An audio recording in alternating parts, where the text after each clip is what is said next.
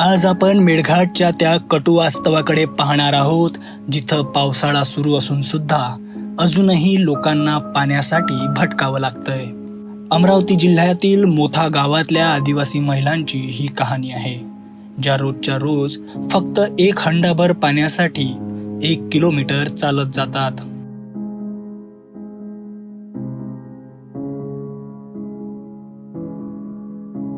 ही आहे मेळघाटची खरी कहाणी. अमरावती जिल्ह्यातलं मोथा गाव, जिथं पावसाच्या आगमनानंतरही पाण्याचा एक थेंब सुद्धा शिल्लक नाही. गावातील आदिवासी महिलांना दररोज 1 किलोमीटर अंतरावर असलेल्या जुनाट विहिरीवरून डोक्यावर हंडा घेऊन पाणी आणावं लागतंय.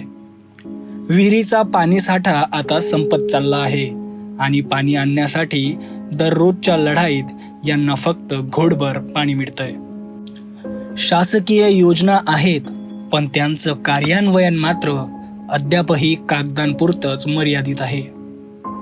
पंतप्रधान नरेंद्र मोदी यांच्या हर घर नल योजनेचा लाभ या भागातल्या एकाही घराला मिळालेला नाही. गावातील महिलांची एकच मागणी आहे, नळाने घरात पाणी मिळावं इतकंच. शाळा, आरोग्य, रोजगार या सगळ्यांपूर्वी या भागाला गरज आहे केवळ पाण्याची, कारण इथे अजूनही जगण्यासाठी पाणी शोधणं हेच मुख्य काम आहे.